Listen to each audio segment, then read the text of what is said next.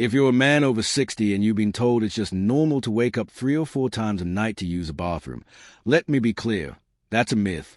It isn't normal. It isn't harmless. And the actual reason it happens might surprise you.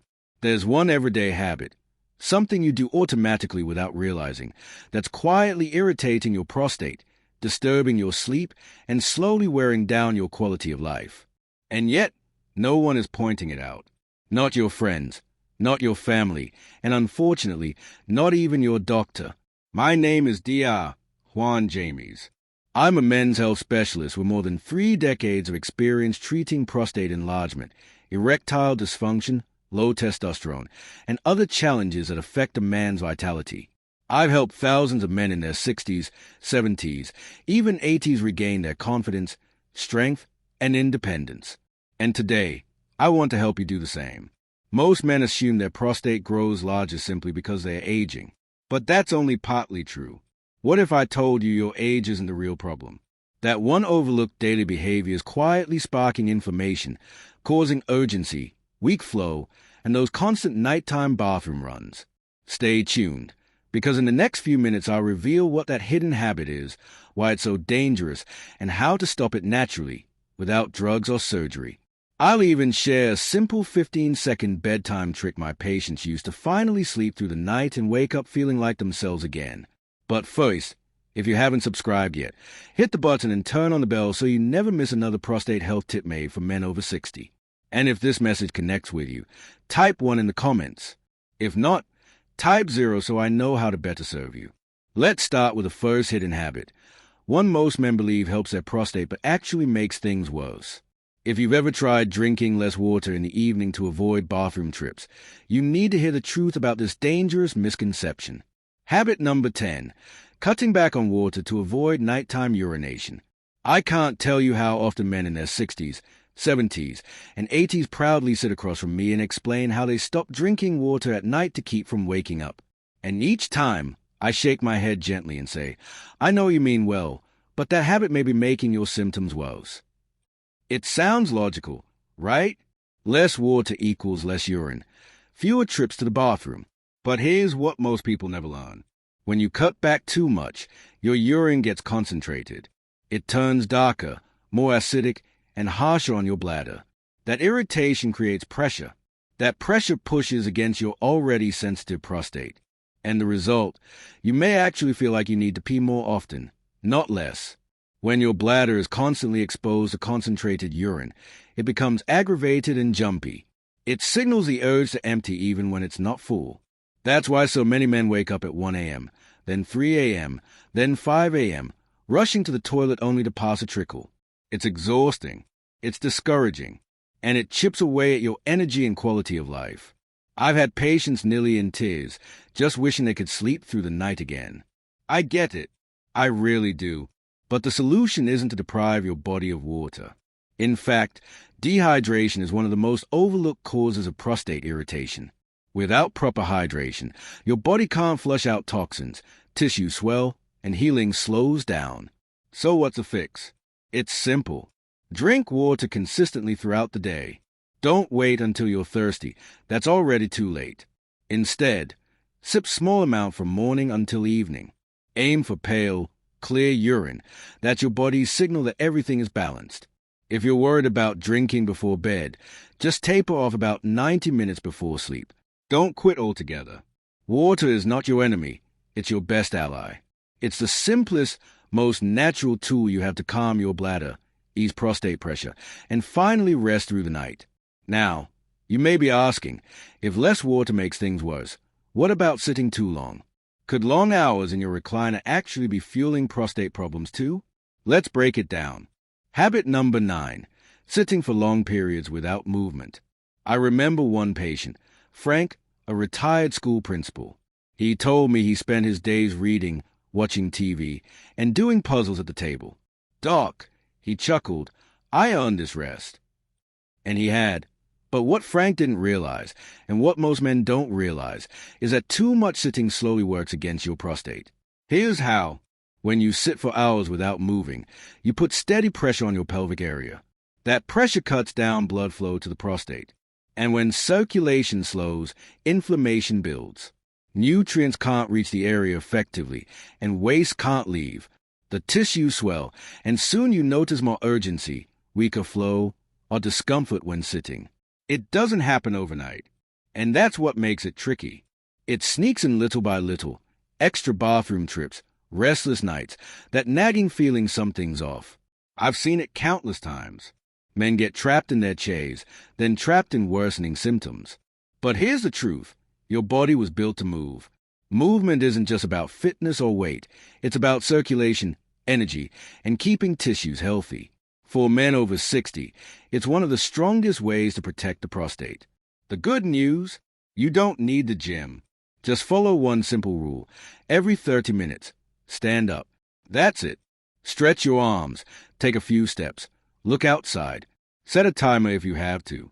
These micro movements relieve pressure, restore circulation, and remind your body it's still active, still strong. Frank took that advice. Within 2 weeks, he was sleeping better. In a month, he felt lighter, stronger, more in control. So if you spend long hours sitting, whether reading, relaxing, or watching TV, remember, a still body invites hidden problems. A moving body invites healing. And speaking of hidden irritants, there's another culprit that sneaks into your routine every morning: coffee. Could that innocent cup be straining your prostate more than you think? Let's dig deeper. Habit number 8, overconsumption of caffeine. I'll admit, this one is personal. I love the smell of fresh coffee at sunrise. That first sip feels like comfort. And for many of my patients, especially retirees enjoying slow mornings, that daily cup is almost sacred. But here's what experience has taught me. After decades of treating men with prostate concerns, too much caffeine, even from something as ordinary and enjoyable as coffee or tea, can silently wreak havoc on both the bladder and the prostate. Caffeine is a powerful stimulant. It doesn't just perk up your brain, it activates your entire urinary tract. It boosts urine production and excites the bladder muscles, which often triggers more frequent urges to go. For a younger man with no issues, this might be just a nuisance. But for men over 60, whose prostate is often already enlarged, that extra stimulation can tip the balance. Suddenly you're running to the bathroom far more often, particularly in the late morning or afternoon. Or you feel like you can't fully empty, leaving behind that constant pressure and urgency. Sometimes even a small dribble shows up, and caffeine could be the culprit. One of my patients, Gary, had a routine of coffee at breakfast, iced tea later in the day, and an occasional cola with dinner. He thought nothing of it. When I asked him to scale back and replace his afternoon drinks with herbal teas or decaf, he resisted. "Doc, I've been drinking this for decades," he said. I smiled and replied, "That's exactly why it's time to rethink it." Within 10 days, he was shocked to find he wasn't waking up as much at night. His stream felt stronger. His confidence came back. And to his surprise, he didn't miss caffeine nearly as much as he feared. Now, I'm not saying you must cut it out completely. I wouldn't ask that. But moderation matters. Keep that single morning cup if you love it. Then stop there. Your prostate and your sleep may thank you. And since we're already discussing what we put into our bodies, there's another type of food that disrupts prostate health even more than caffeine. It's something most men eat often without realizing the damage. Let's cover that next. Habit number 7, eating processed and spicy foods regularly. One patient, Bill, age 68, came in completely fed up. "Doc," he said, "I cut down on soda. I started walking more, but I'm still up at night peeing, and it's driving me nuts." I asked him to describe his daily meals. He laughed. "Breakfast is bacon and eggs. Lunch is usually a sandwich with deli meat, and I can't give up my spicy chili at dinner." That's when the real conversation started. You see, food isn't just calories. It's instructions. Every bite tells your body what to do. And highly processed choices, like bacon, hot dogs, frozen dinners, and packaged snacks, are sending harmful signals that raise inflammation. When your prostate is already sensitive, that added inflammation makes matters worse. And it's not only processed meals. Spicy foods, chilies, hot sauces, curry powders can directly irritate the bladder and pelvic nerves. That overstimulation can make you feel like you have to go even when your bladder isn't full. On top of that, Processed foods are loaded with sugars and trans fats that mess with your hormones, lowering testosterone and raising estrogen, both of which are tied to prostate growth. Bill agreed to swap out some of his usual meals for whole, healing foods like grilled salmon, leafy greens, nuts, berries, and avocado. Within weeks, he wasn't just sleeping better. He told me, "I feel like myself again, clearer, more energetic, more in control." That's the power of eating to heal instead of eating out of habit. You don't need perfection, just awareness. Start with one change. Cook at home more often, or add a single anti-inflammatory food daily. Over time, your prostate will calm down, your hormones rebalance, and your night become more restful. But even if your diet is perfect, there's one overlooked behavior men ignore constantly. They think it's harmless, but in truth, it acts like a slow, steady earthquake on the prostate. Let's dive in. Habit number 6. Holding your urine too long. You'd be surprised how many men shrug this off. "I was stuck in traffic," or "I didn't want to miss a game," or "I figured I'd wait until the next rest stop." I understand. Life gets in the way. But after more than 30 years treating men's health, I can tell you this small habit is one of the most underestimated triggers of prostate trouble. Here's why. Each time you resist the urge to go, your bladder stretches more than it should. Think of a balloon being overinflated again and again. That constant stretching creates downward pressure right onto your prostate. And past 60, the prostate simply isn't built to handle that repeated stress. Over time, this leads to swelling, irritation, and even tiny injuries to the nerves and muscles that control urination. That's why men who delay afterward, or even more urgency later. On top of that, holding too long can stop your bladder from emptying fully, leaving behind small amounts of urine. That leftover urine becomes a breeding ground for bacteria, leading to infections that further inflame the prostate. I think of Tom, a retired firefighter. He trained himself to hold it during long emergencies, seeing it as a mark of toughness. But at 67, he was getting up 5 times a night, miserable and drained. When I explained the connection, he shook his head and said, "I wish someone had told me sooner." So here's the truth. When your body says go, go. Don't delay. Don't hold it. Your bladder and prostate depend on teamwork.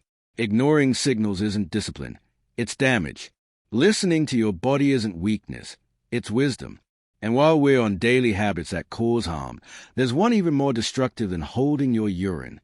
It impacts your lungs, your blood, and your prostate all at once. And even if you don't do it yourself, just being around it could be hurting your health. Habit number 5. Smoking, or even being exposed to smoke.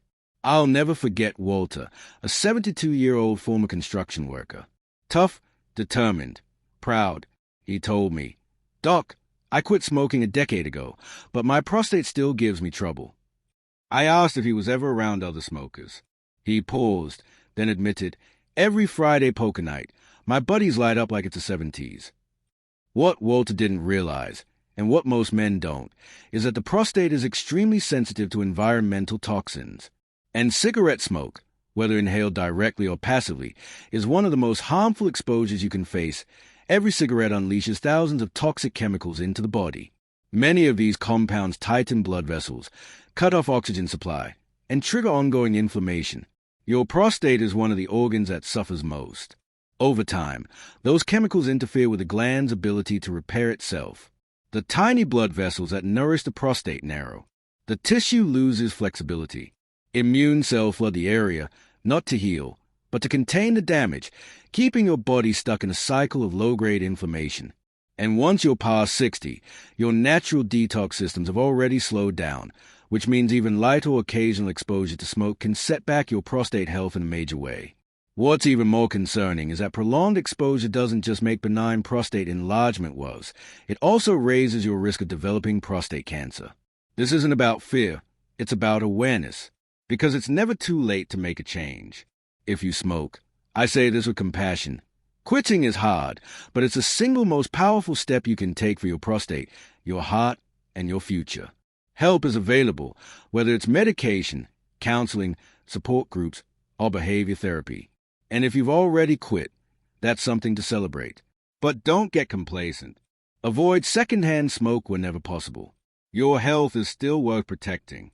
Walter, the patient I mentioned earlier, took that advice seriously. He stopped attending the poker nights in smoky basements and instead hosted the games at his home, completely smoke-free. Within weeks, his energy improved. His urgency at night calmed down. His sleep deepened. He told me it felt like someone had finally turned the volume down on his discomfort. But here's the surprising part. One of the most dangerous habits for your prostate has nothing to do with what you inhale. It has to do with what you ignore. Too many men treat their bodies worse than they treat their cars. Which brings us to the next point. Habit number 4, skipping yearly prostate checkups. Not long ago, I met Henry, a 66-year-old gentleman. Well-dressed, polite, but clearly uneasy. He had been struggling for over a year with frequent urination, low energy, and a dull ache in his lower abdomen. Yet this was his very first appointment with a urologist. When I asked why he waited so long, he sighed and said, "Honestly, Doc, I didn't want to know." Henry's reaction is more common than you'd think. Many strong, capable, hard-working men avoid the doctor until symptoms force them in. Fear, pride, embarrassment, they all play a role. But here's how I explain it. You wouldn't wait until your car engine seizes up before getting an oil change. You bring it in regularly to prevent disaster. Why should your body get any less care? The prostate is sneaky. When it begins to enlarge or act up, it rarely screams for attention. Instead, it whispers, slightly weaker flow, an extra trip to the bathroom, a restless night here and there. By the time the signs become loud, the issue may already be advanced. But caught early, most prostate concerns, whether benign growth or even early cancer, can be addressed with small lifestyle changes or non-invasive treatments. That's why yearly checkups matter. A physical exam, a PSA blood test, and yes, sometimes a rectal exam, can provide critical insight. These tools aren't about scaring you. They're about preserving your health, giving you a chance to stay ahead of problems instead of chasing them when it's too late. We ran Henry's tests, and thankfully, we caught his problem early. With simple dietary adjustments, stress reduction, and a light medication, his health turned around in months. Afterward, he looked at me and said, "I wish I hadn't waited. I could have saved myself a year of misery." So let me ask you, when was your last prostate checkup? Not because something was wrong, but simply to stay well. If it's been over a year, schedule it now. Your future self will thank you. And while checkups are essential, what you eat every day matters just as much. Because the next habit involves a food group most men grew up loving, but one that may be fueling prostate problems meal after meal. Let's explore that. Habit number 3, eating too much red and processed meat. One of my patients, Joe, was a 70-year-old retired Navy man, proud Texan, and lifelong steak lover. He came to me after months of poor sleep, a sluggish stream, and constant pelvic discomfort. As we reviewed his lifestyle, he chuckled and said, "Doc, I'm a steak guy. Always have been. Nothing beats a ribeye." I smiled. I hear that often. There's something satisfying about a hearty, meat-centered meal. It feels like tradition, comfort, even reward. But here's what most men don't realize. A diet heavy in red and processed meats, steaks, bacon, sausages, deli cuts, fuels inflammation that makes prostate issues worse. These foods are loaded with saturated fats, preservatives, and chemicals that keep the body in a state of chronic irritation. And when the prostate is already sensitive, that inflammation acts like gasoline on a fire, contributing to swelling, hormone imbalance, and worsening urinary symptoms, especially in older men whose digestion and metabolism have slowed. Even more concerning, decades of research show that regular consumption of red and processed meat raises the risk of prostate cancer. This isn't meant to scare you. It's meant to empower you. Because what you eat daily is one of your most powerful tools. Food can either calm inflammation or fuel it. When I encouraged Joe to limit red meat to once or twice a week and replace it with lean proteins, chicken, fish, beans, lentils, he wasn't thrilled. But within weeks, he came back saying, "I didn't realize how heavy I'd been feeling until I stopped. My stomach's calmer, I'm sleeping better, and I don't even miss the meat as much as I thought." You don't need to cut it out completely. Just balance your plate. Choose whole, unprocessed foods. What comes from the earth, not the factory. Your prostate will thank you sooner than you think. And while food is a big factor, there's another hidden enemy sitting just below your belt line. What's happening around your waist may be doing more damage to your prostate than you realize. Let's get into it. Habit number 2, belly fat and obesity. One of my patients, Leonard, age 64, always carried himself with humor, even when he was frustrated. He once sat down in my office and said, "Doc, I know I've gained a belly, but how much harm can it really do?" I looked at him gently and said, "More than you think, Leonard, especially to your prostate. Carrying too much fat around your midsection isn't just about appearance. This type of fat is biologically active, releasing strong hormonal and inflammatory signals that affect your whole body. Abdominal fat, in particular, doesn't sit harmlessly. It actively works against you. One of its key effects is converting your precious testosterone into estrogen, which directly stimulates prostate growth. As estrogen rises and testosterone falls, the prostate enlarges, causing frequent urination, weaker stream, and a nagging sense of pressure. But that's not the only issue. Belly fat also releases compounds that fuel inflammation, strain your heart, and interfere with blood sugar and circulation, both vital for energy and sexual function. So, while it may look like just a waistline problem, it often signals a deeper imbalance inside. The good news is you don't need to lose 30 or 40 pounds to see changes. Research shows that even a 5% weight loss can ease prostate symptoms noticeably. And the path doesn't have to be extreme.